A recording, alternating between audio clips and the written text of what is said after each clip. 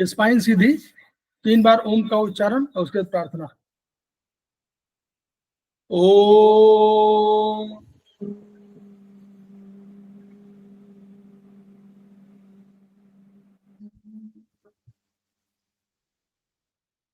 ओम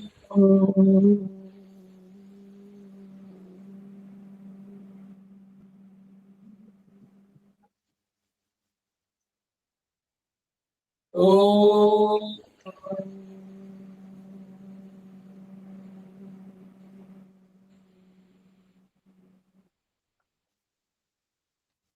वह शक्ति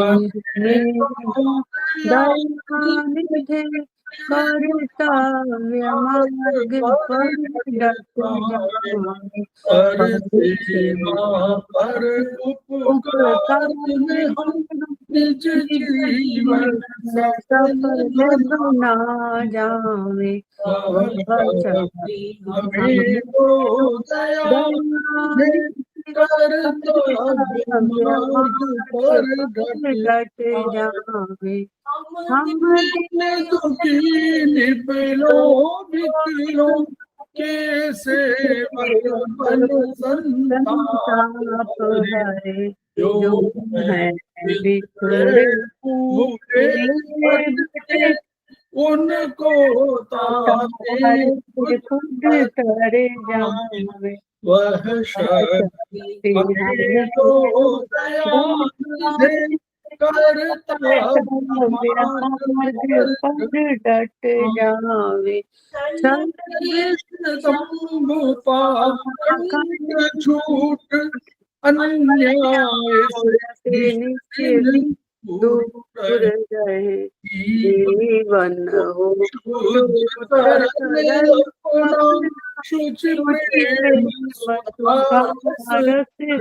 बरसावे।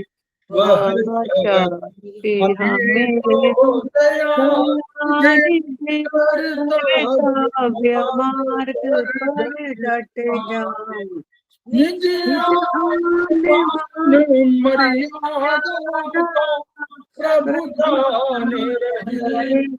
अभिमान रहे जिस भूमि में जन्म लिया बलिदान उसी हो जावे। वह शक्ति हमें कर्तव्य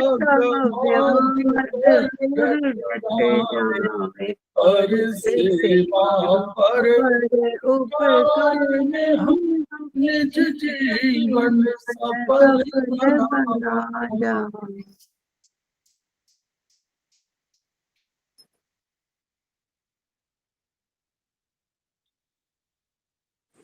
समवाई क्लासेस में आप सभी का स्वागत है। हमारे बीच में श्रीमती वर्षा श्रीवास्तव उपाध्यक्ष समवाई फाउंडेशन उपस्थित है, उनका स्वागत है। हमारे बीच में सुषमा ओझा मैडम प्रोफेसर एसपस प्रयागराज उपस्थित है, हमारी गुरु भी हैं, उनको प्रणाम भी और स्वागत।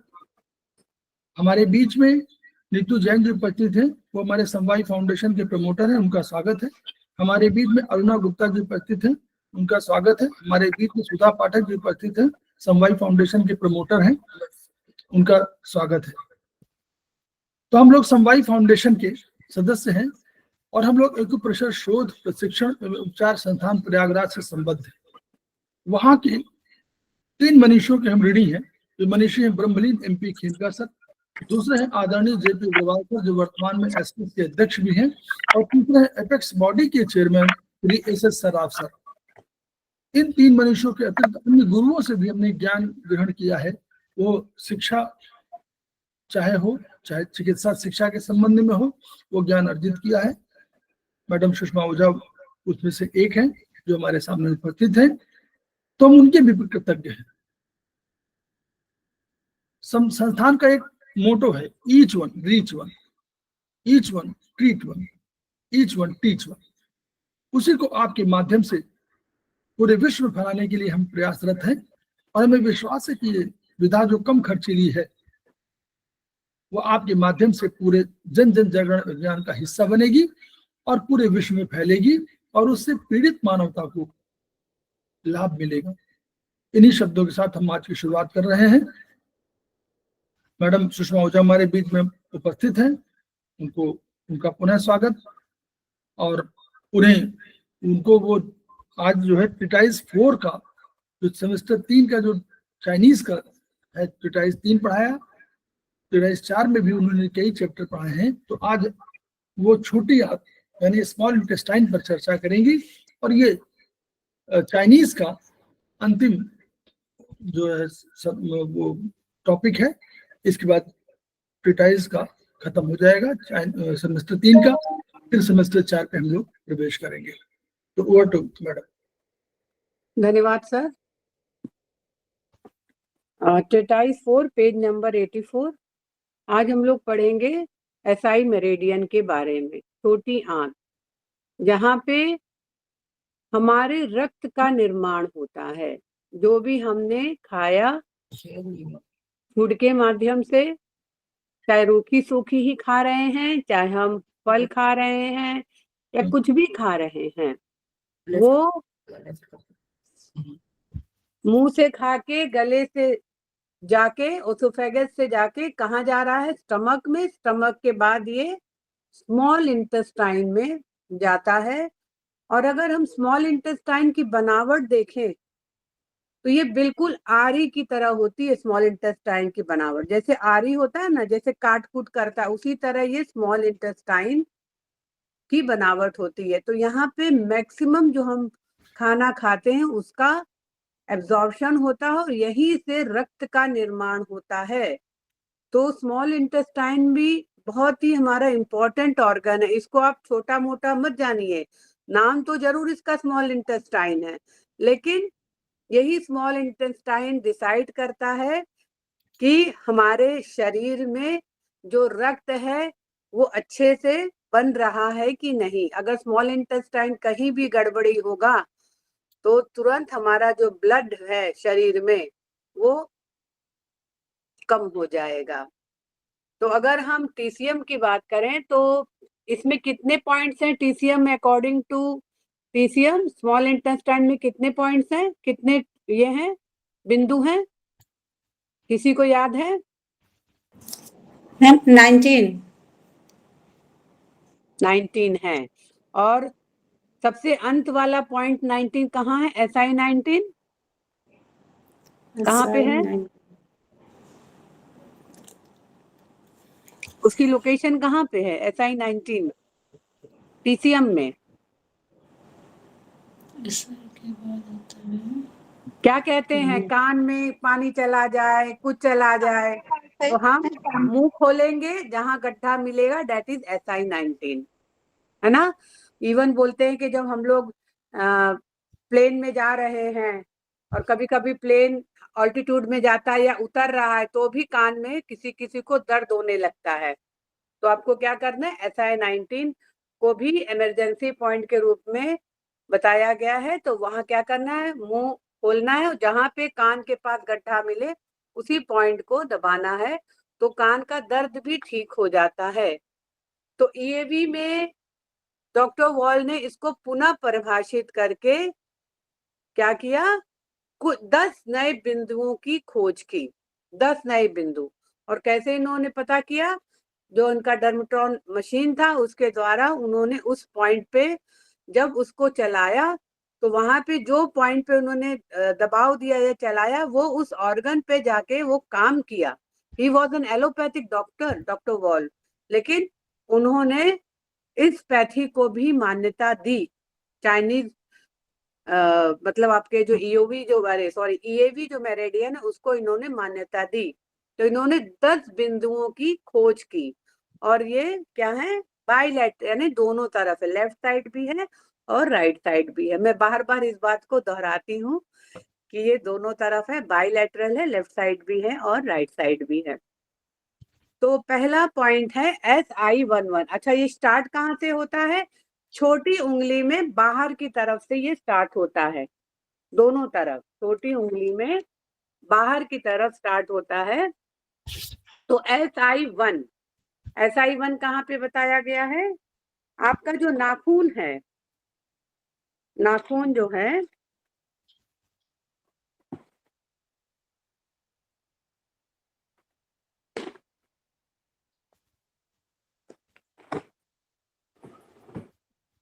ये आपके नाखून है, नाखून के पास आपका क्या है, SI1 तो ऊपर है एकदम, नाखून के पास SI1 है, लेकिन SI11 बस उसके जस्ट थोड़ा सा नीचे है।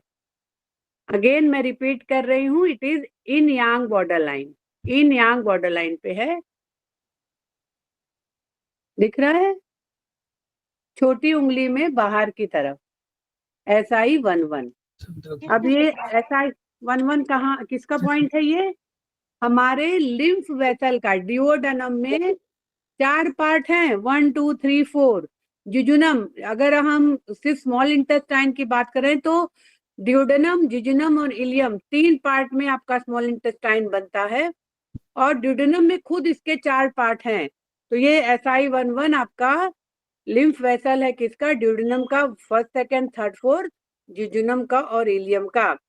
तो अगर हमारा खाना ठीक से नहीं पच रहा है तो हम ये पॉइंट लगाएंगे SI11। तो आपको पता कैसे चलेगा कि हमारा खाना नहीं पच रहा है, कैसे मालूम पड़ेगा आपको, कैसे पता चलेगा, मालूम कैसे पड़ेगा कि हमारा खाना नहीं पच रहा है? मैम नौजिया होगा। नौजिया नहीं होगा, आपके स्टूल में जो है वो खाना दिखेगा, निकलेगा, वो स्टूल में जो है, कभी कभी जो होता है जिसका खाना नहीं पचता है वो स्टूल में वो खाना निकलता है, जैसे किसी ने मूंगफली खाई, किसी ने बादाम खाया या कुछ ऐसा चीज खाया, वो स्टूल में दिखता है, इसका मतलब वो एसआई ने अच्छे से उसकी चॉपिंग नहीं करी, इसलिए वो स्टूल में दिख रहा है। तो ऐसा कुछ आपको प्रॉब्लम हो रहा है तो SI11। देन SI1A कहाँ पे है, SI1A आपके जो वात ज्वाइंट है, वात ज्वाइंट के जस्ट नीचे है SI1A, वात ज्वाइंट के जस्ट नीचे है आपका। देखिए इसी बहाने मेरा भी ट्रीटमेंट हो जा रहा है, अगर मुझे कहीं प्रॉब्लम होगी SI में तो मेरा भी ट्रीटमेंट हो जा रहा है, पढ़ाई के साथ साथ मैं ट्रीटमेंट भी अपना कर रही हूँ। SI1A, तो SI1A क्या है, ये सुपीरियर और इंफीरियर मेसेंट्रिक प्लेक्सस का स्नायु जाल है, यानी जो हमारे इंटेस्टाइन में ऊपरी और नीचे की जो एरिया है उसका एक स्नायु जाल बना हुआ है, उसका ये पॉइंट है SI1A, ठीक है। देन SI1B, SI1B क्या बताया गया, it is the CMP of the small intestine. आप कहीं भी पढ़ेंगे, कहीं का भी सॉरी 1B क्या होता है आपका, क्या होता है SI1B, it is the CMP of the SI Meridian.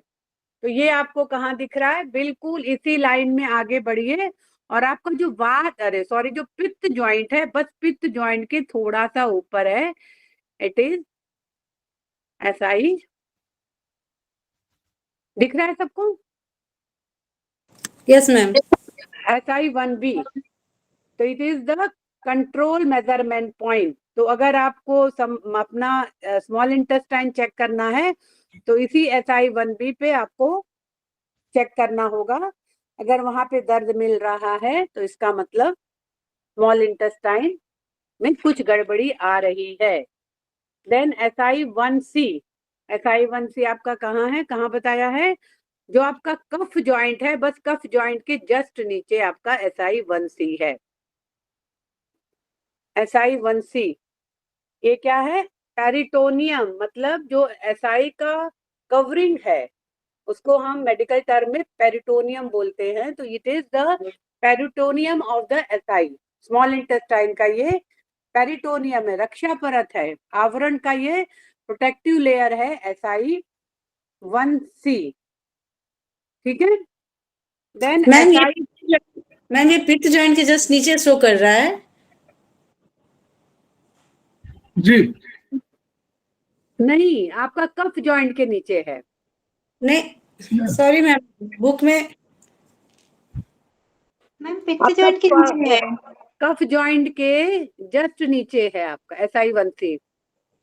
देखिए पहला जॉइंट आपका वात जॉइंट हो गया, सेकंड जॉइंट आपका पित्त जॉइंट हो गया, और थर्ड जॉइंट आपका कफ जॉइंट हो गया। लंबाई देखिए ना आप कितना है ये, हाँ ऊपर है, आप जो उतरेंगे जस्ट बिल्कुल ऊपर है SI1C, ठीक है, बिल्कुल आप सही कह रहे हैं, SI1C। तो SI1C क्या है, ये रक्षा परत है, आवरण का बिंदु है SI1C। एंड देन एक पॉइंट है SI3A। अब देखिए SI3 आप कैसे खोजेंगे, ये आप देखेंगे लंबी सी एक लकीर यहाँ पे दिखेगा, यहाँ पे ये एक लंबी सी हड्डी जैसे दिख रही है। तो इस हड्डी को आपको 1 2 3 पोर्शन में आपको बांटना होगा, बराबर बराबर 3 पोर्शन में बांटना होगा। तो अगर आपका पहला पोर्शन आप देखेंगे तो आपका SI3 है, ये आपकी जो लंबी लकीर है ये बिल्कुल कफ जॉइंट के नीचे SI3। तो SI3A को क्या बताया गया है, it is the small intestine के फुंसियों एवं अंकुर तथा पियर चितिया। मतलब अगर बताते क्या है हमारे खेमका सर कि अगर शरीर में जिस भाग में भी हमें फोड़े फुंसी हो रहे हैं, इसका मतलब वहां से रिलेटेड जो अंदर के ऑर्गन है उसमें भी फोड़े फुंसी होंगे, हम लोग चेक कराने तो जाते नहीं है। तो SI3 इज द, अगर फोड़े फुंसियां हो रहे हैं SI में, रेडियन में अंदर मतलब हमारे ऑर्गन में, तो उसका ये पॉइंट है SI3A। तो SI3A को हम कैसे ढूंढेंगे, आपको SI3, SI3A और SI4 इन तीनों में बीच में है आपका SI3A। तो आपको ये आपका जो है SI3A है, दिख रहा है, दिख रहा है आप लोग को, ये है आपका SI3A। अब SI4A क्या है, ये अगेन लिम्फ नोड्स का महत्वपूर्ण बिंदु है SI4A। तो SI4A आपका कहाँ पहुंच गए हम लोग, ये आपका जो क्या रिस्ट जॉइंट है ना, रिस्ट जॉइंट के पास आप पहुंच गए, तो ये आपका SI4A है। तो ये लिम्फ नोड, यानी आपको पता होना चाहिए शरीर में जगह जगह हमारे लिम्फ नोड्स हैं जो हमारी शरीर से गंदगी यानी टॉक्सिन्स निकालने का काम करते हैं। तो SI4 ये क्या है आपका मेसेंट्रिक यानी लसिका ग्रंथि है ये SI4A। Then SI17A। अब SI17A हम लोग कैसे खोजेंगे, कहाँ पे दिया है SI17A, ये कहाँ दिया है SI17A, देखिए आप लोग पेज नंबर 94 पे आइए।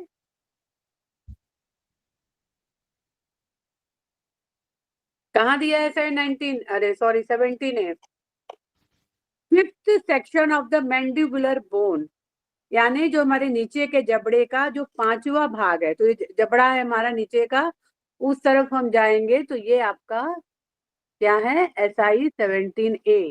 तो ये किसका पॉइंट है SI17A, अगर इस एरिया में आपको दर्द हो रहा हो, खिंचाव हो रहा हो, तो आप लेंगे SI17A। बोलते जो दर्द होता है जिस एरिया में, अगर उसी जगह अगर हम ट्रीटमेंट भी कर दें तो बहुत लाभ मिलता है। देन SI17B, 17B कहाँ है, तो ऊपर के जबड़े का 5वां भाग है, मतलब 17A नीचे का जबड़ा है, ये आपका नीचे का जबड़ा है, उस तरफ जाएंगे आप कान के पास में, और 17B आपका ऊपर का जो जबड़ा है उसके पास आपका 17B है, ठीक है।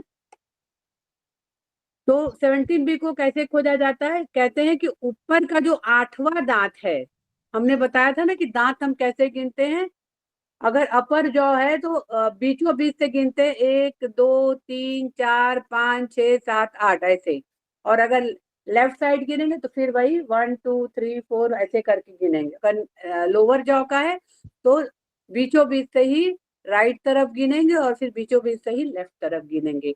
तो जो हमारा अपर का जो विजडम टीथ है, जिसको अकल दाढ़ भी कहते हैं, वहीं पे हमारा लोकेशन है 17B का।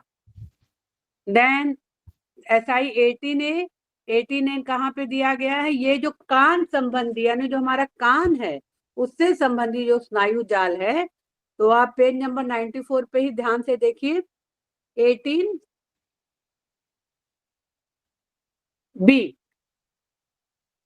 नहीं 18A, 18A ध्यान से देखिए। 18A, तो 18A आपका कहाँ है? कान के पास जो है और ऑप्टिक गैंग्लियन, यानी जो कान संबंधित स्नायु जाल का जो उप केंद्र है वो आपका 17A। इसको कैसे खोजेंगे हम लोग 18A को?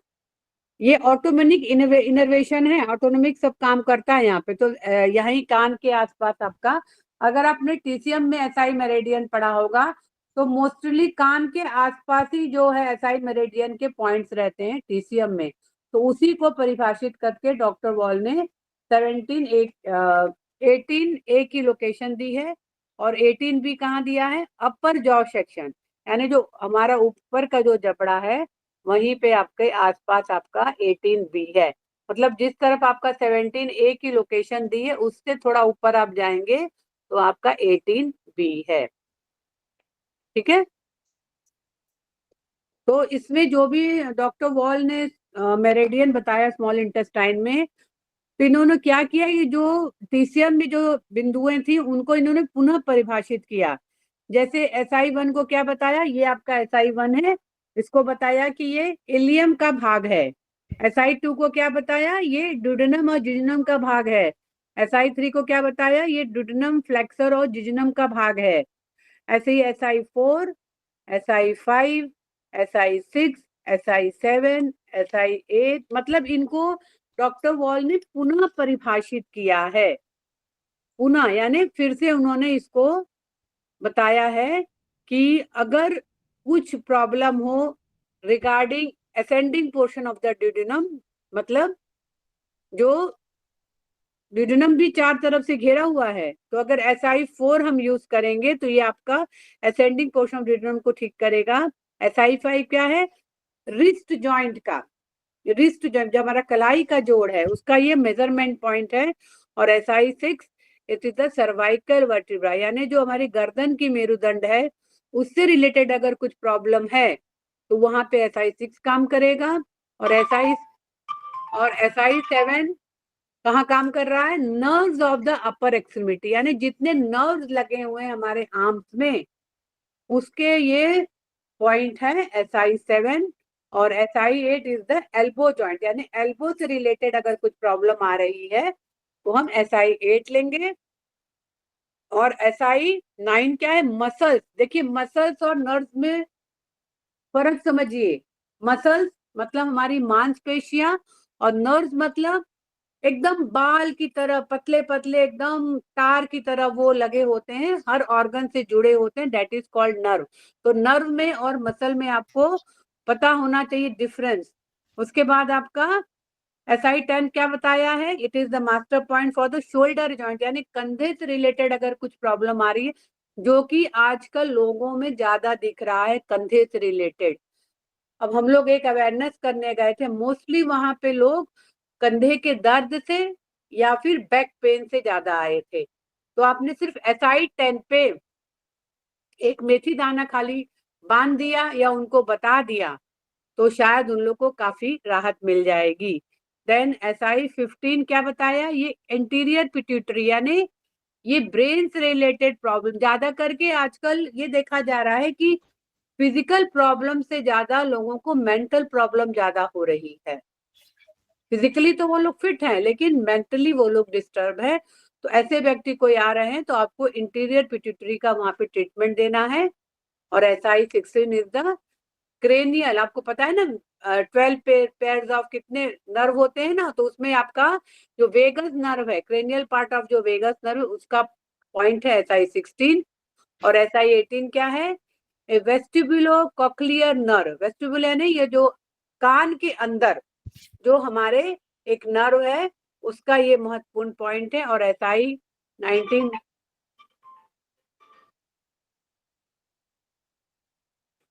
SI19 जैसे मैंने आपको बताया कि हमारे एक्सटर्नल ईयर और ये एक्सटर्नल ऑडिटरी कैनाल का महत्वपूर्ण पॉइंट है।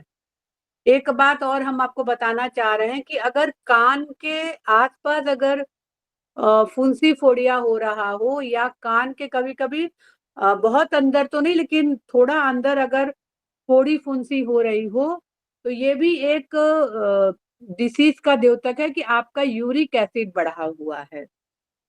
यूरिक एसिड आपका बढ़ा हुआ है। अगर आपके कान के आसपास बार बार फोड़े फुंसी हो रहे हो, तो ये बता रहा है कि आपका यूरिक एसिड बढ़ा हुआ है। आप चाहें तो ब्लड टेस्ट भी करा सकते हैं। तो उसमें आपको कुछ नहीं करना है, बस आपका जो एक आया अभी पहले हमको बेसिक करस्पॉन्डेंस लेके चलना है। तो आपको कुछ नहीं करना, आपका लेफ्ट हैंड है, उसका जो आपका कान का करस्पॉन्डेंस, बस उस पर दोनों में ब्लैक कलर लगा दीजिए, बस कुछ मत करिए। उस फोड़ी फुंसी को टच भी मत करिए। अगर आप कान के डॉक्टर के पास जाएंगे, ईएनटी के पास, तो लोग खूब ढेर सारा एंटीबायोटिक लिख देंगे, लेकिन नहीं, आपके पास क्या है, ट्रीटमेंट है। आप कुछ मत करिए, बस ब्लैक कलर लगा लीजिए। धीरे धीरे वो कान का जो है, इससे ये यूरिक एसिड भी ठीक हो जाएगा? यस बिल्कुल ठीक हो जाएगा। लेकिन यूरिक एसिड में आपको जैसे कुछ दाल का भी मनाही होती है कि ये दाल मत खाइए, वो दाल मत खाइए, उसको भी आपको देखना है। और पानी पीना है, ठीक है। Minimum 12 glass of water every day, minimum 12 glass. अगर 12 ग्लास से थोड़ा ऊपर हो जाता है तो कोई बात नहीं, लेकिन कम से कम 12 ग्लास पानी तो पीना ही पीना है। तो ठीक है, ईयरी थैंक यू में मैम। जो डॉक्टर वॉल ने जो स्मॉल इंटेस्टाइन का कुछ उन्होंने ऑटोनोमिक इनर्वेशन पॉइंट भी दिया है, जिसको AIV के नाम से जानते हैं। तो SI1A, तो SI1 अगर A हम राइट साइड लेंगे तो इट इज जो ऊपरी जो स्मॉल इंटेस्टाइन का स्नायु जाल है आंत का, उसका वो पॉइंट है। और SI1A को हम लेफ्ट साइड लेंगे तो लोअर मेसेंट्रिक प्लेक्सस का पॉइंट है। तो ज्यादा का अगर हमें बहुत प्रॉब्लम होती है स्मॉल इंटेस्टाइन में, तो डॉक्टर अमूमन बोलता है कि अल्ट्रासाउंड करा लीजिए या सीटी स्कैन करा लीजिए। लेकिन आपको कहीं भी गड़बड़ी लग रही, जैसे मैंने बताया कि आपके स्टूल में अनडाइजेस्टेड फूड निकल रहा है, दैट मीन स्मॉल इंटेस्टाइन जो आपने खाना खाया उसको अच्छे से एब्जॉर्ब नहीं कर पा रहा है, इसीलिए ऐसा हो रहा है। तो आप कुछ नहीं करिए, बस SI1B जो स्मॉल इंटेस्टाइन का कंट्रोल मेजरमेंट पॉइंट, बस वही एक मेथी दाना दोनों उंगलियों पे बांध दीजिए, धीरे धीरे ठीक हो जाएगा। कल मैं अपने घर की बात करूं, मेरी बेटी को हेमरॉइड्स है, तो उसको कल स्टूल्स में ब्लड आ रहा था, स्टूल में। तो उसने सुबह से आया था, लेकिन वो मुझे बता नहीं रही थी। जब शाम को आई तो बोली मम्मी मेरे स्टूल में ब्लड आ रहा है और मुझे हेमरॉइड्स है। तो मैंने कुछ नहीं किया, खाली स्प्लीन की डेफिशिएंसी के पॉइंट बांध दिए थे। क्योंकि स्प्लीन का क्या काम करना है, हर जगह हर चीज को होल्ड करके रखना है। तो मुझे समझ में आ गया कि इसकी स्प्लीन की प्रॉब्लम है। और विश्वास करिए, जैसे ही मैंने वो स्प्लीन की डेफिशिएंसी के पॉइंट बांधे, और आज के डेट में फिर दोबारा वो रिपीट नहीं हुआ। हेमरॉइड्स तो ठीक नहीं हुआ, लेकिन जो ब्लड आ रहा था वो रुक गया। तो ऐसे हम लोग के मजेदार पॉइंट है कि जो तुरंत असर करते हैं, इतना तो हमको लगता है शायद एलोपैथिक डॉक्टर्स की दवा भी नहीं काम करती होगी। बहुत अच्छा पॉइंट है हम लोग का। अब स्मॉल इंटेस्टाइन में लिखा है कि जो SI1B क्या है, हमारे स्मॉल इंटेस्टाइन का CMP पॉइंट है। तो अगर हमारे स्मॉल इंटेस्टाइन में इरिटेशन हो रहा है, या हमारे स्मॉल इंटेस्टाइन के फंक्शन को सुधारना है, तो बस एक पॉइंट लगा लीजिए, SI1B, it is the control measurement point. ये ऑटोनोमिक इनर्वेशन पॉइंट है, मतलब यहाँ पे आपने उस पॉइंट को लगाया तो जो थोड़ी बहुत त्रुटि हो रही है SI में वो ठीक होने लगती है। अब एक स्मॉल इंटेस्टाइन में SI1C बताया, जो SI में क्या है, ये पेरिटोनियम का मेजरमेंट पॉइंट है, यानी जो आपकी मेम्ब्रेन है उसका ये मेम्ब्रेन पॉइंट है। तो अगर इसमें भी अगर कुछ प्रॉब्लम आ रही है तो SI1C।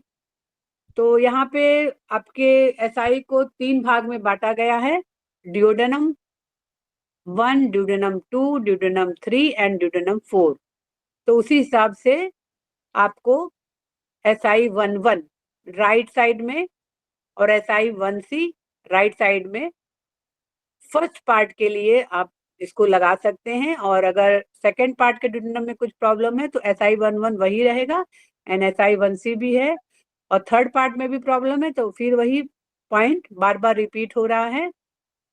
और अगर ड्यूडेनम के लास्ट पार्ट में अगर प्रॉब्लम है तो SI11 लेफ्ट साइड में लगाएंगे। ठीक है। अब जो स्मॉल इंटेस्टाइन का जो सेकेंड पार्ट है जुजुनम, अगर उसमें कुछ प्रॉब्लम आ रही है तो आपका SI11C। और अगर थर्ड पार्ट जो इलियम है, जिसका कनेक्शन हमारे अपेंडिक्स से भी है, मतलब जैसे ही स्मॉल इंटेस्टाइन खत्म हुआ लार्ज इंटेस्टाइन स्टार्ट होता है, वहीं पे अपेंडिक्स, इलियोसिकल वॉल बोलते हैं, वहां पे एक आपका जंक्शन है। जैसे हम लोग ट्रेन पकड़ने जाते हैं तो होता है ना, इस जंक्शन से ट्रेन पकड़िए तो यहाँ पहुंच जाइए, इस जंक्शन से ट्रेन पकड़िए तो वहां पहुंच जाइए। उसी तरह स्मॉल इंटेस्टाइन और लार्ज इंटेस्टाइन के बीच में एक जंक्शन बना हुआ है, जिसको बोलते हैं इलियोसिकल वॉल्व, जो छोटी आंत को बड़ी आंत से जोड़ता है, और वहीं पे हमारा अपेंडिक्स भी रखा हुआ है। तो अगर अपेंडिसाइटिस से रिलेटेड कुछ प्रॉब्लम आ रही है तो आपको क्या देना है, SI1, SI11, LI4 और LI4A। जैसे आपने लार्ज इंटेस्टाइन पढ़ा था कि अपेंडिसाइटिस का LI4A महत्वपूर्ण पॉइंट फॉर अपेंडिसाइटिस। अगर हम एलोपैथ डॉक्टर्स के पास जाते हैं तो वो तो क्या बोलते हैं, ऑपरेट करके निकाल देना होगा। तो आपके पास इतने महत्वपूर्ण पॉइंट हैं, इसको सिर्फ लगाने मात्र से बहुत आराम मिल जाता है। और कुछ स्मॉल इंटेस्टाइन में हमारे लिम्फ वेसल के भी बिंदु हैं। जैसे SI11 अगर राइट साइड लगाते हैं तो जो आपका ड्यूडेनम का जो लिम्फ वेसल है, जहाँ पे आपका इलियम का जो लिम्फ वेसल है, वहां का ये पॉइंट है SI11 राइट साइड। अगर यही SI11 लेफ्ट साइड हम लगाते हैं तो जो हमारा लिम्फ वेसल, जो ड्यूडेनम का जो चौथा भाग है, जुजुनम और इलियम है, वहां पे अगर इन्फेक्शन हो रहा है, कीड़े हो रहे हैं, फोड़े हो रहे हैं, अल्सर हो रहा है, तो उसका ये महत्वपूर्ण पॉइंट है SI11 लेफ्ट साइड। तो यहाँ पे दिया हुआ है कि जब हम क्लासिकल पढ़ रहे हैं, classical meridian of small intestine, तो कहते हैं कि हमारा जो नर्वस सिस्टम है वो भी इंटर रिलेटेड है। तो अगर कहीं भी कोई भी पार्ट हमारा ड्यूडेनम का डिस्टर्ब होगा तो ये हमारे नर्वस सिस्टम को भी डिस्टर्ब करेगा। तो सबसे पहले हम क्या करेंगे, ड्यूडेनम को और स्मॉल इंटेस्टाइन का ट्रीटमेंट करेंगे। जैसे ही हमने स्मॉल इंटेस्टाइन और ड्यूडेनम का हमने ट्रीटमेंट किया, हमारा सेंट्रल नर्वस सिस्टम भी अच्छे से काम करने लगेगा। जैसे कि गॉल ब्लैडर है, आज तक सर भूले नहीं है कि गॉल ब्लैडर हमको क्या देता है, गॉल ब्लैडर क्या देता है हमको, एंजाइम्स मैम। हाँ, निर्णय लेने की क्षमता। निर्णय लेने की क्षमता। तो जिसका जितना मजबूत गॉल ब्लैडर होगा वो उतने अच्छे से निर्णय ले सकेगा, और जिसका गॉल ब्लैडर निकल चुका है वो डामाडोल रहेगा, हाँ ना करता रहेगा। और जिसका गॉल ब्लैडर बेचारा बीमार हो जाएगा, यानी स्टोन हो गया या कुछ प्रॉब्लमेटिक हो गई, तो वो हमेशा कंफ्यूजन स्टेट में रहेगा, हमेशा। तो वैसे ही अगर स्मॉल इंटेस्टाइन को हम ठीक करेंगे तो हमारा सेंट्रल नर्वस सिस्टम भी मजबूत होगा, क्योंकि ब्रेन से पूरे कनेक्शन हमारे पूरे बॉडी में हर ऑर्गन से लगा हुआ है। तो जैसे बताया मैंने पहले कि स्मॉल इंटेस्टाइन क्या करता है, हमारा ब्लड का निर्माण स्मॉल इंटेस्टाइन में होता है। तो अगर ब्लड का निर्माण अच्छे से करना है तो पहले तो खाना अच्छा खाना पड़ेगा, उसके बाद स्मॉल इंटेस्टाइन का ट्रीटमेंट भी करना पड़ेगा। तो कुछ यहाँ पे पेज नंबर 87 में एक एक पॉइंट का विस्तार से दिया हो। जैसे SI1 कहाँ था हमारा, ये था नाखून के जड़ में था, यहाँ पे SI1। तो ये क्या है, ये टर्मिनल पोर्शन है किसका, इलियम का। तो इसमें क्या क्या शामिल है SI1 में, इलियोसिकल वॉल्व। और ये ट्रीट, अगर हमको अपेंडिसाइटिस ट्रीट करना है तो आपको ये जहाँ पे 4 पॉइंट दिया हुआ है, SI1, LI4, LI4A, LI1C, SI1C, LI11, ये आपको देना है। अगर क्रॉनिक अपेंडिसाइटिस है तो LI4A राइट साइड देना ही देना है। अगर कहीं इलियोसिकल लिम्फ में प्रॉब्लम हो रही है, कहीं पे अगर स्कार है, अगर आपने अपेंडिक्स का ऑपरेशन करा लिया, स्कार है यानी आफ्टर ऑपरेशन, तो आपको कुछ पेरिटोनियम पॉइंट दिए हैं LI और SI के, LI1C और SI1C, और ये सारे पॉइंट्स हम राइट साइड ही देंगे। अगर लेफ्ट साइड SI1 को हम दे रहे हैं तो ये मेजरमेंट पॉइंट किसका है? इलियम का है। तो इसमें आपका जो लिम्फोलाइकल्स हैं, एक बोलते हैं ना कि स्मॉल इंटेस्टाइन भी एकदम जैसे मुड़ा चूड़ा रहता है, तो कभी कभी क्या होता है कि वो अंदर ही उलट भी जाता है, जिसको बोलते हैं डाइवर्टिक्यूल ब्लाइंड ट्यूब है ये, 5 से 8 सेंटीमीटर का, तो ये भी कभी कभी उलट जाता है। तो अगर उलट गया है तो अगर आप एलोपैथ डॉक्टर्स के पास जाते हैं तो वो कहेंगे इसको ऑपरेट करके सीधा करना पड़ेगा। तो आपके पास तो पॉइंट है, बस पॉइंट लगाइए और फिर आपका SI जो उल्टा हुआ है वो सीधा हो जाएगा। अभी हमारे यहाँ एक थेरेपिस्ट थे, ही वाज 80 इयर्स ओल्ड, और उनको कुछ SI में ही प्रॉब्लम था। तो यहाँ मेदांता में, जो आपका दिल्ली वाला मेदांता है, पिछले साल की बात है, तो इन्होंने SI मतलब में कुछ बताया था डॉक्टर ने, तो इन्होंने ऑपरेशन करवाया था। और चूंकि एक तो एज था 80+, और उसके बाद इन्होंने SI का ऑपरेशन कराया, विद इन मतलब अभी ICU में ही थे तो उनकी डेथ हो गई। मतलब ऐसा ये आपके पास महत्वपूर्ण पॉइंट है कि अगर कुछ भी SI में प्रॉब्लम है तो आप don't go for any surgery, आप पॉइंट लगाइए और आप ठीक हो जाएंगे। इवन यहाँ पे एक पॉइंट दिया हुआ है कि अगर SI हम राइट और लेफ्ट में लगाएंगे तो ये जो हमारा ल्यूकेमिया है, जिसमें ल्यूकेमिया क्या बोलते हैं? ब्लड कैंसर बोलते हैं। तो इसमें क्या होता है कि रक्त जो है कणिकाएं, जो अपनी श्वेत रक्त कणिकाएं ज्यादा बनने लगती हैं। तो क्यों ऐसे हो रहा है? क्योंकि बोन मैरो में ही ब्लड हमारा बनता है, ब्लड में आपके व्हाइट ब्लड सेल्स भी है, तो वहां पे ये ज्यादा बनने लगे हैं। तो SI1 अगर हम दोनों तरफ देंगे तो कभी कभी जो WBC ज्यादा बन रहा है वो भी कम हो जाता है। वैसे WBC का रेंज है 4000 से 11000।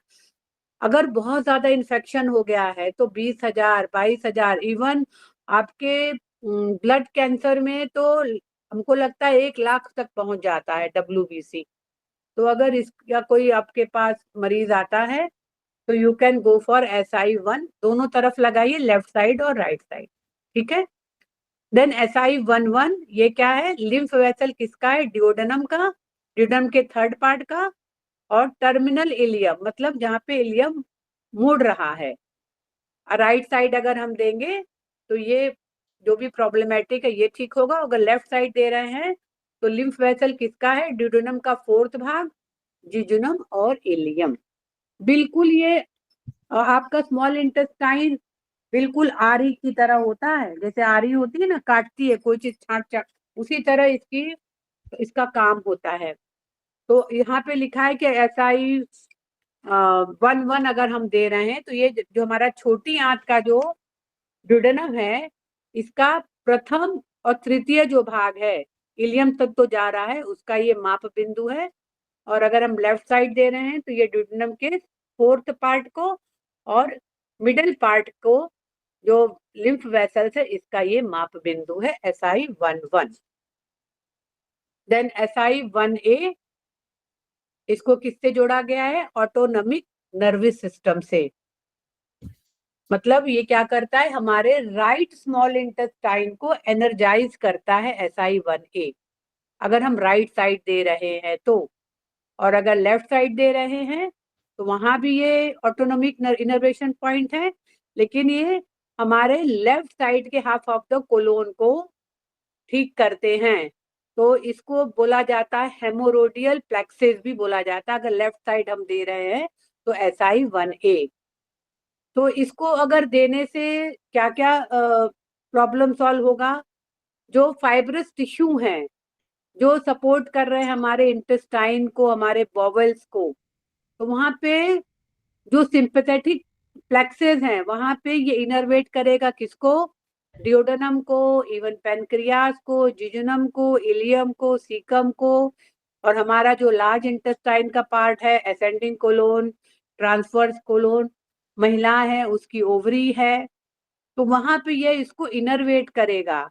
और ये अगर लेफ्ट साइड हम दे रहे हैं तो ये हमारे अपर रेक्टम को इनर्वेट करेगा। तो अगर SI8 राइट साइड दे रहे हैं तो कंट्रोल करता है, बैलेंस करता है किसका, excretion of Biles in duodenum. जैसे ही स्टमक से खाना स्मॉल इंटेस्टाइन में गया, वैसे ही जो गॉल ब्लैडर से क्या है, बाइल जूस लीवर ने रख रखा है, वहीं से 1-2 बूंद फैट को डिसॉल्व करने के लिए बाइल जूस दिया जाता है ड्यूडेनम में, क्योंकि अच्छे से ये सॉल्युबल हो जाए। तो अगर SI8 राइट साइड दे रहे हैं तो ये हमारे जो बाइल्स की जो एक्सक्रीशन है ड्यूडेनम में उसको ये ठीक करेगा, SI1A राइट साइड। ठीक है। Then SI1B, it is the control measurement point for small intestine. तो ये पूरे स्मॉल इंटेस्टाइन का माप बिंदु है। और अगर हम SI1B पे ट्रीटमेंट देंगे तो हमारे स्मॉल इंटेस्टाइन के साथ साथ अगर हमारे शोल्डर और स्कैपुला में पेन हो रहा है उसको भी ये ठीक करेगा, SI1B। Then SI1C, it is the membrane point, यानी ये ड्यूडेनम के कवरिंग का पॉइंट है। ठीक है। अगर लेफ्ट साइड दे रहे हैं तो ये ड्यूडेनम का जो चौथा भाग है, जिजुनम है, इलियम है, उसका ये महत्वपूर्ण पॉइंट है, SI1C। देन SI2 क्या है, ये हमारे horizontal portion of the duodenum which is located behind the pancreatic head, यानी आपका एक ऑर्गन है पेनक्रियाज, बीच में ही लेटा हुआ है एक बच्चे की तरह। तो अगर जो पेनक्रियाटिक हेड है वो वहां पे एक क्या होता है, स्मॉल हॉरिजॉन्टल पोजीशन में रखा हुआ है, तो अगर उसमें कहीं कुछ गड़बड़ी है तो हम SI2 लेंगे राइट साइड। और अगर लेफ्ट साइड ले रहे हैं तो जिजुनम जो है वो भी कहाँ पे है, पेनक्रियाटिक हेड के बिलो रखा हुआ है, तो ये भी उसका उपचार बिंदु, महत्वपूर्ण बिंदु है SI2। देन SI3 कहाँ पे है, ये हमारे डिसेंडिंग पोर्शन यानी ड्यूडेनम का जो नीचे का पार्ट है, लोअर ड्यूडेनल फ्लेक्सर है, वहां का ये बहुत महत्वपूर्ण पॉइंट है। इवन SI3 हम ले सकते हैं शोल्डर और स्कैपुला पेन के लिए। तो आपके पास 2 पॉइंट हो गए, SI3 और SI1B। 2 पॉइंट आप ले सकते हैं, शोल्डर पेन के लिए और स्कैपुला पेन के लिए ले सकते हैं। देन SI3A, ये हमारे जो छोटी आंत में बताए ना, जैसे फोड़े हो रहे हैं, फुंसियां हो रही हैं, तो उसका ये महत्वपूर्ण पॉइंट है SI3A। अब पेज नंबर देखिए 91 पे देखिए, सारे ये पॉइंट की लोकेशन दिख रही है, SI1 से लेके SI14 तक।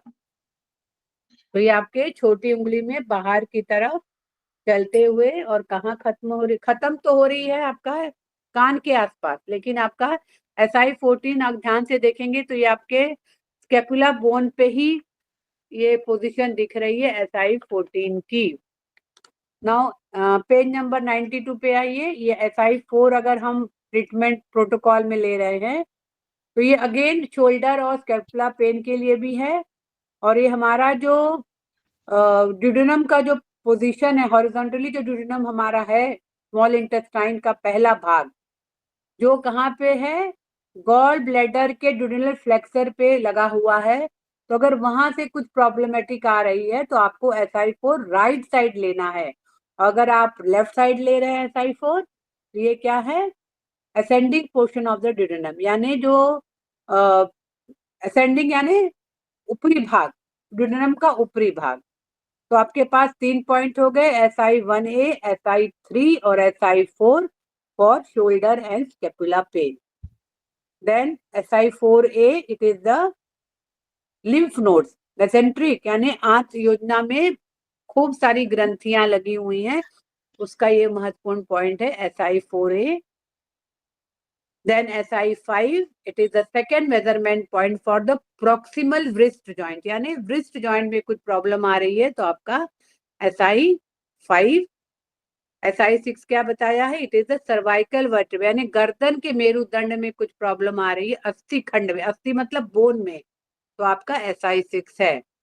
और SI7 क्या बताया? It is the nerves of the upper extremity, यानी जो हाथ में हमारी बाहों में जितने भी स्नायु जाल है उसका ये महत्वपूर्ण बिंदु है। तो कैसे हम देखेंगे? जैसे बोन है, आपके टेंडन्स हैं, तो आप UB11 भी लेंगे इसके साथ, SI7 के साथ। अगर नर्व इफेक्ट हो रहा है तो SI7 लेंगे, अगर मस्कुलर अफेक्शन है तो SI9 लेंगे। मतलब अगर बोन या टेंडन में है तो SI7 के साथ हम UB11 लेंगे, अगर सिर्फ नर्व की प्रॉब्लम है तो SI7 लेंगे, और अगर मस्कुलर अफेक्शन है तो SI7 के साथ SI9 भी लेंगे। देन SI8 क्या बताया है? It is the elbow joint, यानी जो कोहनी का जोड़ है। ज्यादा करके ये पॉइंट कब दिया जाता है? जब एक बीमारी आती है फॉर टेनिस एल्बो। कितने लोग जानते हैं व्हाट इज टेनिस एल्बो? कितने लोग जानते हैं व्हाट इज टेनिस एल्बो? किसी को पता है टेनिस एल्बो क्या है? मैम वो जो टेनिस खेलने वाले लोग को जो पेन होता है हाथ में। हाँ करे मैं कर दी। अच्छा, ना, नाम इसका टेनिस एल्बो है, नेक लेकिन के टेनिस आसपास खेलने होता वाले से नहीं मतलब है इसका। है, नेक के आसपास होता है, हाँ, नेक के आसपास होता है, कॉलर बोन के आसपास होता है सर। टेनिस एल्बो में यही चला जाता है ये चीज, ओके मैम। हमेशा यहाँ पे दर्द महसूस होता है टेनिस एल्बो में। तो उसमें आपका टेनिस से कोई मतलब नहीं है कि जो टेनिस खेलता है उसी को टेनिस एल्बो होगा, नहीं, उस बीमारी का नाम ही दिया गया है टेनिस एल्बो। ठीक है, तो अगर टेनिस एल्बो से रिलेटेड है किसी को तो आपको SI8 के साथ साथ CI3 और LI11 भी देना है फॉर टेनिस एल्बो। ठीक है, उसमें बहुत पेन होता है, मतलब इतना पेन होता है कि अगर डॉक्टर के पास जाते हैं तो एक जैसे हाथ टूट जाता है तो एक बैंडेज की तरह नहीं बांध देते हैं ऐसे, वैसे टेनिस एल्बो में डॉक्टर बांध के दे देता है कि हमेशा हाथ ऐसे ही लटकाए रहिए। अगर जैसे आपने हाथ नीचे किया फिर वो दर्द महसूस होने लगता है, दैट इज टेनिस एल्बो। अब SI9 क्या है? जितने भी मसल्स हैं हमारे पूरे अपर एक्सट्रीमिटीज में, मतलब मसल्स ऑफ आर्म, मांसपेशियों का ये माप बिंदु है। तो अगर हमारे हाथों में हमारे मसल्स, टेंडन्स, अगर कहीं डेफिशिएंसी हो रहा है तो क्या दिखाएगा? डेंडोमाइटिस दिखाएगा, डेंडोवेजिनाइटिस दिखाएगा ऑफ द फोर आर्म। ये तरह तरह की जो इन्फ्लेमेशन का नाम है, इससे आपको डरना नहीं है। इसका मतलब क्या है, उसका मतलब क्या है? आइटिस का मतलब ही कि दर्द है, वहां पे आपके मस्कुलर टिश्यू में दर्द है। तो आपको अगर डॉक्टर के पास जाएंगे तो आपको एक पेन किलर लिख के दे देगा, आप खाते रहिए, उसके बाद किडनी तो चला ही जाएगा। तो आपको अगर किडनी को बचाना है और अपने को भी बचाना है तो SI19। देन SI10 क्या है? It is the third measurement point for the shoulder joint, posterior portion, मतलब ये जो कंधे का जो पीछे का जोड़ है उसका ये तृतीय माप बिंदु है। देन SI15 क्या है? ये आपका पिट्यूटरी ग्लैंड का एंटीरियर लोब, मतलब जो अग्रभाग है आपका पिट्यूटरी ग्लैंड का, उसका ये महत्वपूर्ण बिंदु है। इसके साथ हमें 2 पॉइंट और लेने हैं, TW16 एंड गॉल ब्लैडर 21, यानी जो एंटीरियर लोब है हमारा पिट्यूटरी ग्लैंड का, उसका ये बहुत ही महत्वपूर्ण बिंदु है SI15। उसके साथ 2 पॉइंट और लेंगे हम, TW16 and gall bladder 21। Then SI16 क्या है? ये हमारे वेगस नर्व जो हैं उसका ये महत्वपूर्ण पॉइंट है। तो अब इसमें क्या क्या आपका ठीक होगा? लैरिंग्स, स्वर यंत्र, यानी autonomic steering of the larynx है, जो हमारे अपर लेवल के जो सर्वाइकल गैंग्लियन है, लैरिंग्स है, फेरिंग्स है, वेगस नर्व, सब लैरेंजियल फेरेंजियल जो भी उसमें लैरिंक्स सब जो चपेटे में है सारा SI16 से ठीक होगा। कहीं भी प्रॉब्लम होगा तो SI16। Now what is SI17A?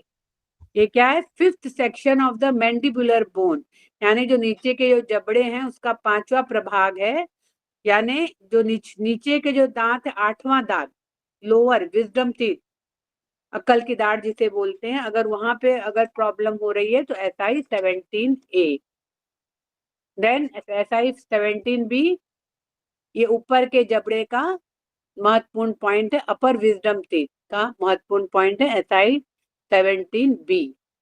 Then SI18 again, ये आपके क्या बताया? वेस्टिबुलो कॉक्लियर नर्व, यानी जो कान के अंदर जो नर्व है, आपने पढ़ा होगा ना, cranial nerve, 12 pairs of cranial nerve, तो वही वो आपका SI18 है। देन SI18A, ये आपके कान संबंधी स्नायु उपकेंद्र है। देखिए स्नायु उपकेंद्र अलग है और नर्व अलग है। देन SI18B आपका अगेन अपर जॉ सेक्शन का, ये मतलब ऊपरी भाग के 6ठे नंबर के दांत में और 9वां दांत में अगर कुछ प्रॉब्लम है तो आपको SI18B लेना है। और SI19 जैसे हमने बताया, ये हमारे एक्सटर्नल ईयर और एक्सटर्नल ऑडिटरी कैनाल, यानी जो ऑडिटरी कैनाल होता है, मतलब अगर इसको ऐसे तो बाहर से ये कान दिख रहा है लेकिन कहते हैं बहुत ही गहरा होता है, तो ऑडिटरी कैनाल से हम लोग को सुनने की शक्ति भी, अगर हम ENT स्पेशलिस्ट के पास जाते हैं अपना कान दिखाने, तो एक ऑडिटरी टेस्ट भी होता है जिससे वो लोग ध्वनि सुनाते हैं और उससे वो लोग चेक करते हैं कि आपके कान की जो सुनने की शक्ति कितनी कम हो गई है या ठीक है। तो अगर कान से रिलेटेड अगर सुनने की शक्ति भी थोड़ी बहुत कम हो गई है तो आप SI19 का प्रयोग कर सकते हैं, क्योंकि इसमें एक स्पेशल नोट पढ़े होंगे कि आपको जो ईयर लोब होते हैं, ईयर लोब यानी जो हम लोग कान में, ये हम महिलाएं जो कान में पहनती हैं, तो ये आपका अलग है, ईयर लोब अलग है। तो ये आपको ध्यान देना है कि ईयर लोब अलग है और जो एक्सटर्नल ईयर है वो अलग है, ठीक है। तो SI19 is a very good point. अगर किसी को कम भी सुनाई पड़ रहा हो तो आपको कुछ नहीं करना, SI19 को लेना है, ठीक है। और इसके साथ साथ आपको क्या एक तो 2nd नंबर का आप पढ़ेंगे, ये पक्षी के पंख जैसे ऊपरी जबड़े एवं तालु के स्नायु जाल उपकेंद्र का उपचार बिंदु है, पक्षी के पंख। और 3rd वाला क्या है? ये नर्वस डिसीजेज में, मतलब अगर नर्वस टाइप डिसीज हो रहा है तो SI और ड्यूडेनम को हमको तुरंत ट्रीट करना है। अगर राइट शोल्डर में भी डिस्टरबेंस है तो इसका मतलब है हमारा ड्यूडेनम या SI कहीं प्रॉब्लम में है, और इवन एपेंडिसाइटिस भी है तो हम SI पे ही ट्रीटमेंट करेंगे। तो अगर ट्रीटमेंट देना है तो यहाँ पे एक प्रोटोकॉल बना है, SI1 right side and SI4A for the appendicitis. SI1 हम राइट साइड देंगे और LI4A भी राइट साइड देंगे, क्योंकि आपका अपेंडिक्स राइट साइड है। सबको पता है ना अपेंडिक्स राइट साइड होता है, तो आप राइट साइड इसको ट्रीटमेंट देंगे। तो अगर ड्यूडेनम ज्यादा करके आपने सुना होगा, अल्सर सुना होगा, कोलाइटिस सुना होगा, तो that is related to SI, मतलब स्मॉल इंटेस्टाइन। तो अगर ड्यूडेनल अल्सर हो गया या गैस्ट्रो ड्यूडेनाइटिस हो गया, मतलब दोनों का मतलब एक ही है, या तो आप ड्यूडेनम अल्सर बोल लीजिए या तो गैस्ट्रो ड्यूडेनाइटिस बोलिए। तो यहाँ पे एक पूरा प्रोटोकॉल बना हुआ है। SI1 भी तो लेना ही लेना है, SI1C लेना है, उसके मेम्ब्रेन मतलब आपका जो कवरिंग है उसका लेना है। SI1A राइट साइड लेंगे क्योंकि अपर मेजेंट्रिक प्लेक्सिस का पॉइंट है। SI2 भी लेंगे, SI3 भी लेंगे, ST43 भी लेंगे, ST45 भी लेंगे और CV4 भी लेंगे। क्यों CV4 लेंगे? क्योंकि ये अलार्म पॉइंट है, किसका? स्मॉल इंटेस्टाइन का अलार्म पॉइंट है। तो CV4 भी आपको देखना है कि वहां पे दर्द कर रहा है कि नहीं कर रहा। अगर दर्द कर रहा है दैट मीन्स हमारा स्मॉल इंटेस्टाइन बीमार है। तो कुछ आपको इसमें पूछना हो तो पूछ सकते हैं। मैम अगर हमें ये ऊपर वाले पॉइंट्स हमें लगाने हैं, जैसे SI 17B है, 18A है, तो हम इनको यहाँ ढूंढेंगे कैसे मैम इनको? आपको एक सर ने भेजा था ना वो EAV का सारा पूरा ट्रीटमेंट वाला हाथों में भेजा था। सर आपने भेजा था ना एक बार? ग्रुप में भेजा हुआ है। हाँ ग्रुप में भेजा है, उसमें सारा बना हुआ है पूरा। ये ट्रीटाइज 6 में भी है शायद, और ट्रीटाइज 4 में भी शायद मिल जाएगा। हाँ तो उसमें जो हमने भेजा हुआ है उसको आप वो ड्यूअल चार्ट में सब बने हुए हैं। ड्यूअल में जी ड्यूअल सर। में बने हुए EVA ये उसमें जो electro acupuncture according doctor ball, ये पॉइंट्स जो है ड्यूअल चार्ट में है। अभी भेजा, कल ही भेजा था, कल या परसों भेजे हैं आप दोनों। जी सर मैंने देखा था। जी सर याद आ गया सर। तो उससे आप देखिए, वो किसी ने ग्रुप में भेजा था शायद, 3rd ग्रुप में, सेमेस्टर 3 वाले ग्रुप में। तो हमने उसी को देख करके इसमें ट्रांसफर कर दिया। तो आप इसको रखिए इसको, क्योंकि कुछ ये एक्स्ट्रा पॉइंट है ना, तो जो एक्स्ट्रा पॉइंट जैसे ये वाले इनर्वेशन पॉइंट हम लोग समझ नहीं पाते कि एक्यूपंक्चर डॉक्टर बॉल के पॉइंट कहाँ करें। तो उसके लिए वो बनाया हुआ है, खेमका सर ने बनवाया हो या पहले से बना होगा, ये हो सकता है प्रोफेसर पार्क जगुर बनवाया हो, तो वो वाले पॉइंट भी डाल दिए गए हैं। इसी तरह अभी एक्स्ट्रा पॉइंट का अभी आएगा तो वो भी हम डालेंगे। जो एक्स्ट्रा पॉइंट आप लोग बार बार पूछते रहते हैं तो उसको भी PDF बना के वहां डाल देंगे ग्रुप में। और कुछ पूछना है आप लोग को?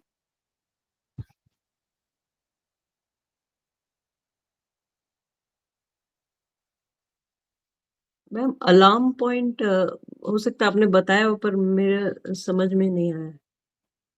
अलार्म पॉइंट मतलब जो पॉइंट दिया है अगर उसको दबाएंगे आपको दर्द मिल रहा है, मतलब वो अलार्म दे रहा है कि हाँ वो ऑर्गन हमारा बीमार है, ये अलार्म दे रहा है। कल मैंने सब लोग को होमवर्क भी दिया था CV14 को चेक करने के लिए।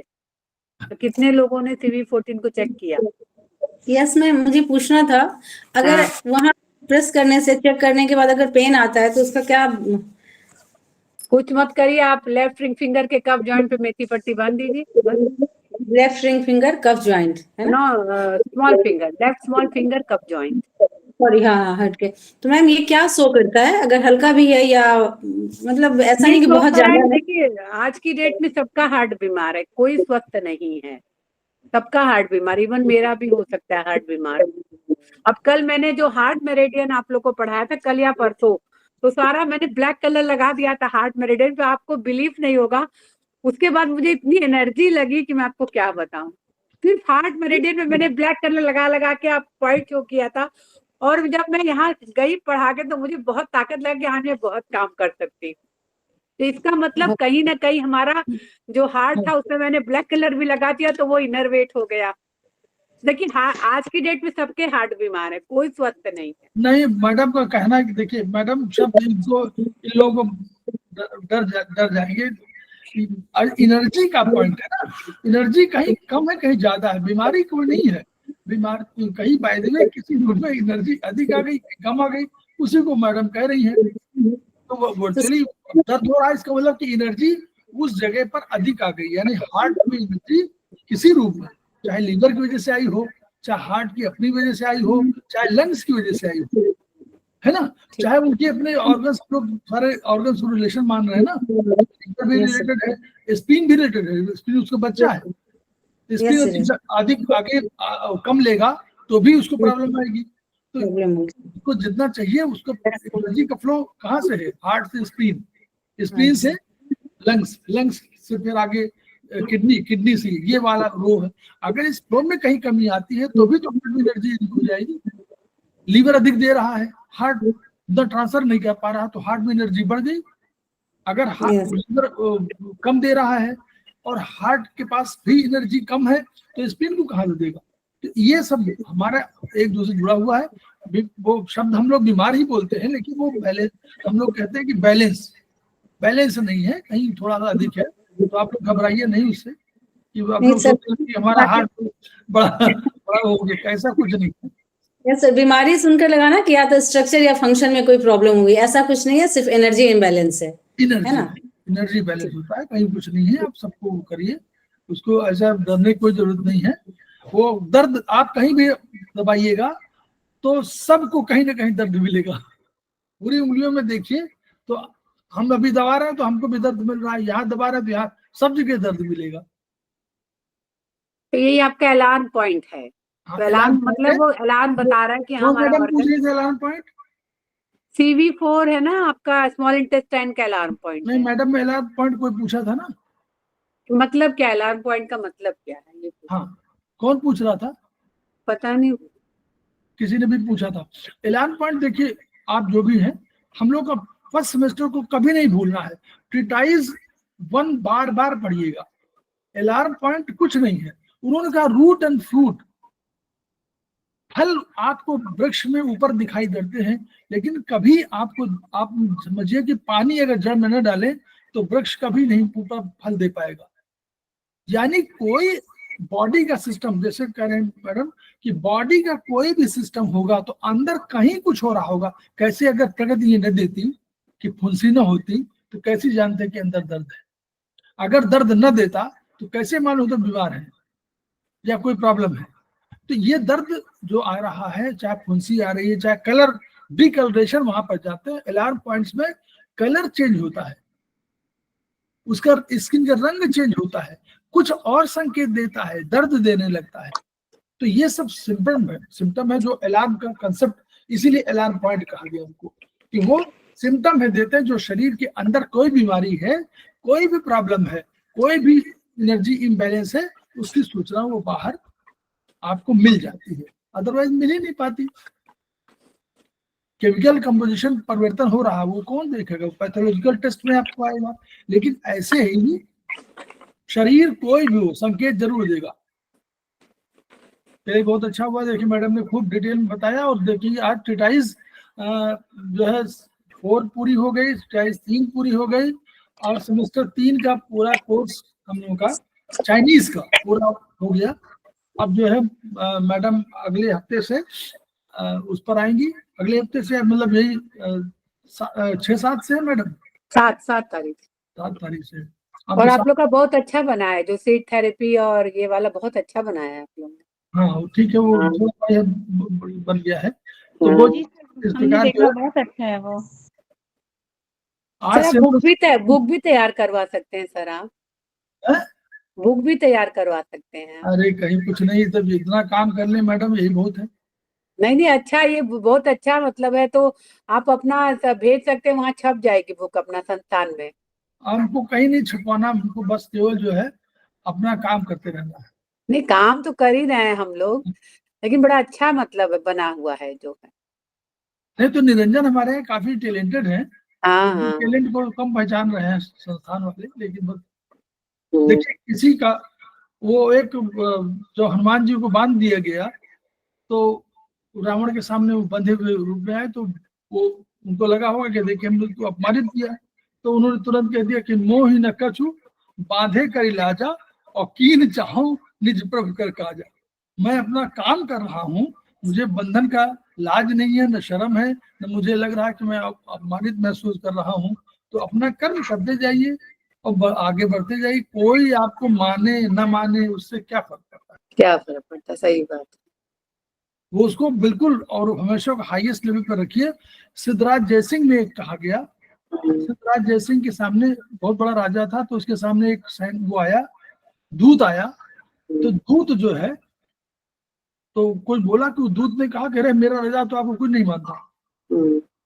तो सिद्धराज जयसिंह ने कहा कि मानती है जगती अवंती नाथ जिसको, संसार मुझे मान रहा है, मानती है जगती अवंती नाथ मुझको, एक जन उसको न माने हक ठान के, चाहे प्राण जाए तो न मानने से उसके, क्या वो अवंती नाथ माना नहीं जाएगा? तो अगर कोई आदमी न माने, या कोई संस्था न माने, या कोई संसार न माने, तो गैलीलियो कहते रहे, विष का प्याला पीते रहे, लेकिन कहा जो सही था वही तो सही हुआ। वही सही। इसलिए इस पर कोई बहुत चिंता नहीं करनी चाहिए। अपना कर्म करिए, अपना दायित्व निर्धारित करिए और बस लगते जाइए बस। जो होता है धीरे धीरे सब हो रहा है। देखिए हमारे अभी 3 स्टूडेंट और भी डेवलप हो रहे हैं, 4 जो हमारे पढ़ाई के लिए आगे आना चाह रहे हैं। सेमेस्टर 6 के 2-3 लोग हैं। उनका कल फोन आया कि हम भी जो है पढ़ाना चाहते हैं। तो हमने कहा यही तो हम चाह रहे हैं कि आप पढ़ाएंगे तो खुद पढ़ेंगे, अब खुद पढ़ेंगे तो आपका ज्ञान बढ़ेगा और हम सामने जो सुन रहे हैं उनका ज्ञान बढ़ेगा। एक हमारी वहाँ साउथ इंडिया की है, उनसे एक दिन जिक्र हुआ तो उन्होंने कहा अरे हम तो पढ़ाएंगे। तो हमने कहा ठीक है। हमने कहा अगले सेमेस्टर से, इस सत्र में तो हमारा काम हुआ। तो हमको बीएचबी के बहुत से लोग मिल गए हैं, तो बीएचबी हमारे मिल गए। तो हमको सब में ट्रेन करना अलग अलग। अब देखिए फर्स्ट सेमेस्टर हमारा इन्हीं लोगों ने, सुधा पाठक ने, नीतू जैन ने, अनिता मैम ने और तिवारी जी ने, इन सब में पूरा कर दिया, कहीं जरूरत ही नहीं पड़ी। यही चाहिए। देखिए खराब तो मैं कह दूं कि नीतू जैन बहुत खराब है, 0 नंबर दे दूं तो ये बहुत सरल है, 2 मिनट काम है। मैं कह दूं कि मुझे कुछ नहीं, आपको कुछ नहीं आता, ये बहुत कठिन, कहना बहुत सरल है। लेकिन अगर आप उसी को ये एक कहीं कोई फिल्म नहीं देखे थे, कोई सीरियल में कहीं था, तो वो किसी स्टूडेंट ने कोई खराब नंबर पा गया और किसी ने कह दिया कि आप अच्छे वो नहीं है, तो सब लोगों ने कहा नहीं आप बहुत अच्छे हैं, आप बहुत पढ़ा, तो उसे करना। मेरे स्तर का एक भी स्टूडेंट अगर खराब है तो मैं तो खराब हूं ही, उसी को तो उठाने का काम मेरा है। जो बहुत योग्य है वो तो अपने आप ही निकल ही जाएंगे कहीं ना कहीं। जो नहीं ऊपर रहा पा रहा, जो नीचे आना चाहता है, जैसे तुलसीदास जी ने कहा कि तुलसी तृण जल कूल के, निर्बल निपट निकाज, और कई राखें कई जाए सन बाह गहे की लाज। अगर आपने पकड़ा है तो आप उसको बाहर निकालिए या उसी साथ खुद डूब जाइए। मतलब ये तो होना चाहिए। अगर ये नहीं है तो यही चरित्र की उदात्तता, जो उसको उदार चरित्र कहते हैं या उदात्त चरित्र बोलते हैं, वो यही है इसी रूप में। तो एनीवे हम लोग बहुत बढ़िया सुना, और हम लोग चाहते हैं कि ये वीडियो, जैसे मैडम ने बताया, ये सब चीजें बताई, हम लोग पढ़े ही नहीं बल्कि इसको सुने भी। सुनने के बाद दूसरे लोगों को बाहर भिजवाएं, शेयर करें। उससे क्या फायदा होगा? विधा बढ़ेगी। सबको मालूम होगा कि एक्यूप्रेशर एक विधा है जिसमें हम लोग ऐसे भी पढ़ रहे हैं, और इसका जब तक प्रचार खूब नहीं होगा तब तक ये विधा नहीं समझ पाएगी। बहुत से लोग जानते नहीं कि एक्यूप्रेशर क्या है। तो ये जब प्रचार में आएगी तो आपको लगेगा कि ये विधा, फिर आप जब ज्ञान बांटेंगे तो आपका ज्ञान बढ़ेगा, उसका भी ज्ञान बढ़ेगा। तो तभी हमारा सपना पूरा होगा। Each one reach one, each one treat one, each one teach one. इन्हीं शब्दों के साथ हम लोग अभी वीडियो 3 मिनट के लिए विराम देते हैं। Thank you ma'am. Thank you.